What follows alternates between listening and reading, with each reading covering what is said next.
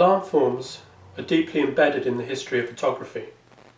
From Fox Talbot's photogenic drawings of ferns to Robert Mapplethorpe's eroticized tulips, the intricate details of plants have been comprehensively revealed in photographic form. Yet the recording of flora with the mechanics of lens and shutter has not always been fully regarded as a meeting of opposites.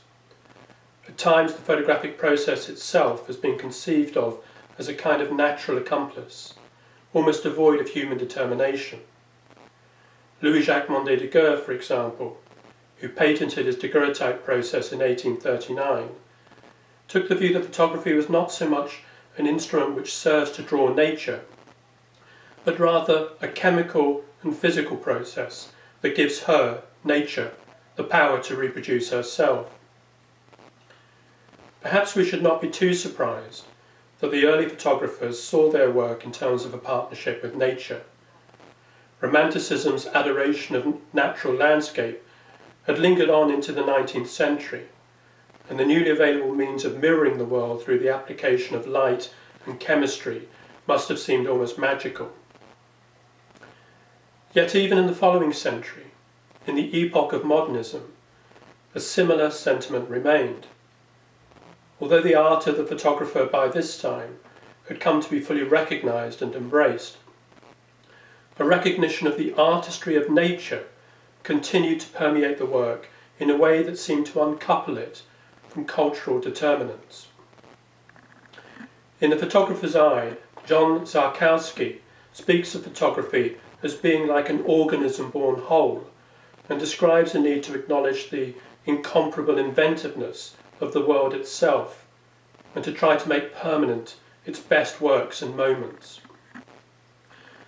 For Zarkowski and other advocates of the formalist aesthetic, the tie between the object and the photographic image was such that it was the thing itself which was the salient focus of concern, and something very close to the object that was presented to the viewer.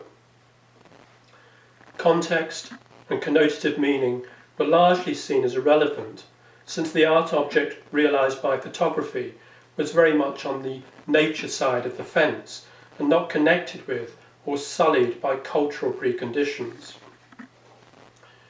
In Edward Weston's Succulents or Imogen Cunningham's Calla Lilies, it is the visual qualities born of natural form that shape the content of the picture and limit its referential scope.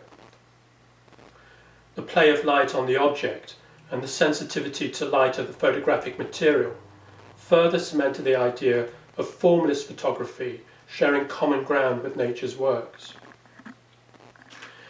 Yet whilst it is true that photographs, like plants, are greatly dependent on light, for the most part they fail to flourish without human agency. In their book Rethinking Photography, Histories, Theories and Education, Peter Smith and Caroline Leffley challenged the assumption of autonomy and isolation that underpins a formalist engagement with images. They argue that such a response fails to take account of associated meaning, and that photography belongs to every discipline and every institution. In postmodern thinking, they affirm, photography is inescapably part of everything, and its meanings are constantly shifting.